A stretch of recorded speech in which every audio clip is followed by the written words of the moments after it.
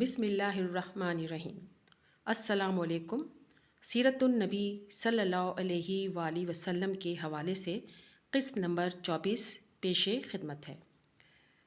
قریش کی سازشیں اور ولید ابن مغیرہ کا واقعہ آج میں بیان کروں گی۔ ایک شخص جس نے کچھ مال ابو جہل کو بیچا اور ابو جہل نے اس کی رقم دینے سے انکار کر دیا۔ اب وہ شخص بار بار ابو جہل کے پاس آتا، اپنی رقم کا مطالبہ کرتا، لیکن ابو جہل انکار کر دیتا۔ جب وہ شخص باز نہ آیا تو اپنی رقم کا مطالبہ کرنے سے تو ابو جہل نے کہا، اچھا میں تمہیں رقم دے دوں گا اگر تم محمد صلی اللہ علیہ وآلہ وسلم سے کہو کہ وہ تمہیں رقم دلوا دیں۔ ابو جہل نے یہ بات مذاق اڑانے کے لیے کہی کہ محمد صلی اللہ علیہ وآلہ وسلم تو آئیں گے نہیں، لیکن اس کے برعکس ہوا۔ اس شخص نے جا کر ساری بات نبی کریم صلی اللہ علیہ وآلہ وسلم سے کہی۔ آپ صلی اللہ علیہ وآلہ وسلم اس شخص کے ساتھ ابو جہل کے گھر آئے، دروازہ بجایا اور ابو جہل باہر آیا۔ آپ صلی اللہ علیہ وآلہ وسلم نے فرمایا، اے ابو جہل، اس شخص کی جو رقم تم نے ادا کرنی ہے وہ کر دو۔ ابو جہل کا رنگ نبی کریم صلی اللہ علیہ وآلہ وسلم کو دیکھ کر پیلا پڑ گیا تھا اور کانپنے لگا۔ کوئی جواب دیے بغیر اندر گیا، بغیر گنے رقم لا کر اس شخص کو تھما دی۔ اس کے بعد لوگوں نے ابو جہل سے پوچھا کہ تم پہلے منع کرتے رہے، لیکن جب محمد صلی اللہ علیہ وآلہ وسلم آئے تو تم نے رقم لوٹا دی۔ تو ابو جہل نے کہا، میں نے محمد صلی اللہ علیہ وآلہ وسلم کے پیچھے بھپرے ہوئے اونٹوں کو دیکھا، وہ بہت خطرناک تھے۔ اب میں اپنی ویڈیو کا آغاز کرتی ہوں۔ ویڈیو شروع کرنے سے پہلے تمام دوستوں سے گزارش ہے کہ ہمارے چینل وائس آف بنت جمیلہ کو سبسکرائب کیجیے، ساتھ میں لگے بیل آئیکن کو پریس کیجیے تاکہ ویڈیو کا نوٹیفیکیشن آپ کو ملتا رہے۔ ویڈیو کو لائک ضرور کیجیے، صدقہ جاریہ کے طور پر شیئر ضرور کیجیے۔ بات ہو رہی تھی قریش مکہ نے اسلام کی تبلیغ کو روکنے کے لیے کن کن ہتھ کنڈوں کا استعمال کیا۔ پہلے انہوں نے بات چیت، پھر جذباتی حربوں کے ذریعے سے نبی کریم صلی اللہ علیہ وآلہ وسلم کو روکنا چاہا، پھر بھی انہیں اپنے مقصد میں کامیابی حاصل نہیں ہوئی۔ پھر جب آپ صلی اللہ علیہ وسلم نے لوگوں میں جا کر قرآن کی تلاوت شروع کرتے تو آپ صلی اللہ علیہ وآلہ وسلم کے سامنے شور مچانا شروع ہو جاتے تاکہ لوگ قرآن کی آیات کو نہ سن سکیں، لیکن پھر بھی کوئی فائدہ حاصل نہ ہوا۔ اب کفار نے یہ چال چلنا شروع کی کہ محمد صلی اللہ علیہ وآلہ وسلم کے بارے میں جھوٹی باتیں کہنا شروع کر دیں، مذاق اڑانا شروع کر دیا۔ جب کوئی شخص باہر سے مکہ میں آتا تو آپ صلی اللہ علیہ وآلہ وسلم کا مذاق اڑایا جاتا۔ ایک بار ایسا ہوا کہ نبی کریم صلی اللہ علیہ وآلہ وسلم کے پاس کچھ ہفتوں تک، بعد اسکالرز کا خیال ہے کہ کچھ مہینوں تک وحی نہیں آئی۔ آپ صلی اللہ علیہ وآلہ وسلم بہت پریشان اور بے چین رہنے لگے، یہاں تک کہ ابو لہب کی بیوی نے آپ صلی اللہ علیہ وآلہ وسلم سے کہا کہ اس کے شیطان نے اس کے پاس آنے میں دیر لگا دی۔ ابو لہب کی بیوی ام جمیل کے یہ الفاظ محمد صلی اللہ علیہ وآلہ وسلم کے لیے بہت تکلیف دہ تھے۔ آپ صلی اللہ علیہ وآلہ وسلم بہت دل برداشتہ ہو گئے۔ آپ کو یہ لگنے لگا شاید اللہ تعالیٰ آپ صلی اللہ علیہ وآلہ وسلم سے ناراض ہو گئے۔ تب اللہ تعالیٰ نے سورۃ ضحیٰ کی آیت نمبر 93 نازل کی، قسم ہے روز روشن کی اور رات کی جب وہ سکون کے ساتھ طاری ہو جائے، اے نبی صلی اللہ علیہ وآلہ وسلم، تمہارے رب نے تم کو ہرگز نہیں چھوڑا، نہ وہ ناراض ہوا، اور یقیناً تمہارے لیے بعد کا دور پہلے دور سے بہتر ہے، اور عنقریب تمہارا رب تم کو اتنا دے گا کہ تم خوش ہو جاؤ گے۔ کیا اس نے تم کو یتیم نہیں پایا اور پھر ٹھکانہ فراہم کیا، اور تمہیں ناواقف راہ پایا اور پھر ہدایت بخشی، اور تمہیں نادار پایا پھر ماردار کر دیا؟ لہٰذا یتیم پر سختی نہ کرو اور سائل کو نہ جھڑکو، اور اپنے رب کی نعمت کا اظہار کرو۔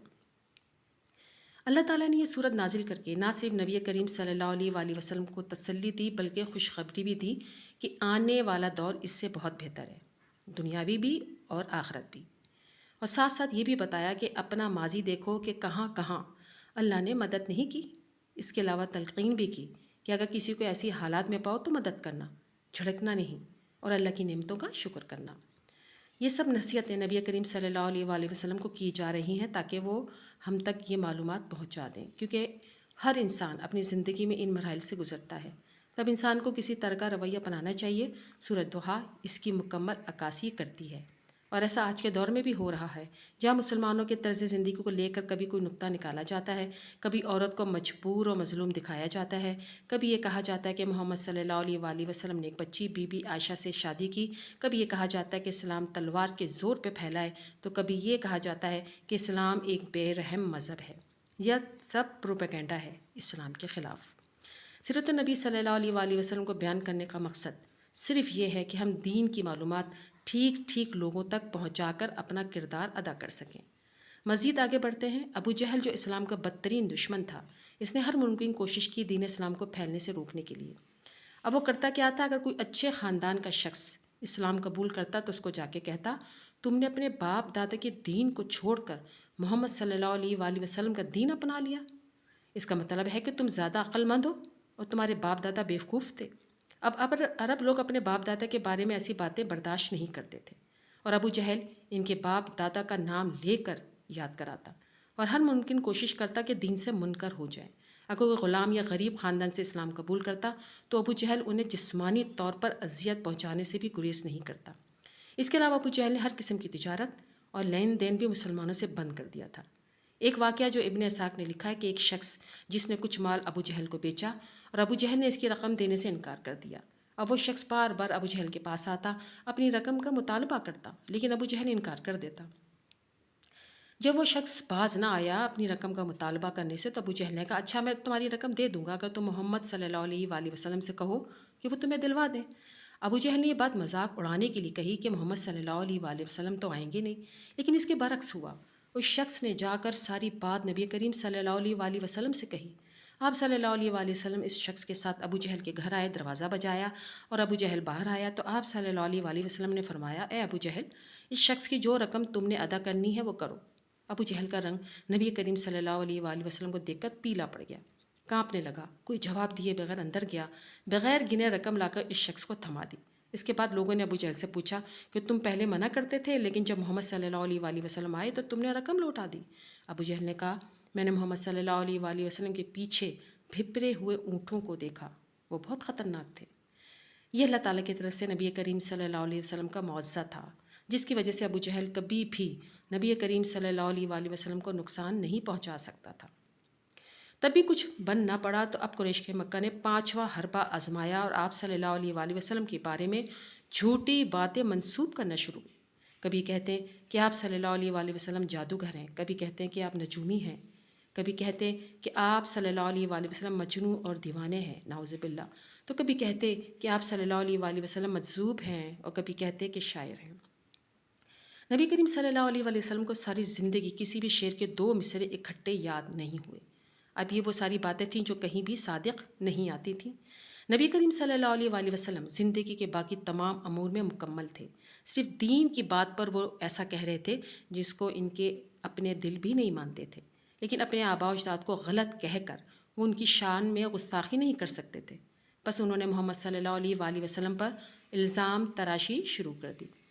یہاں پر ولید ابن مغیرہ کا واقعہ بیان کرنا ضروری سمجھتی ہوں۔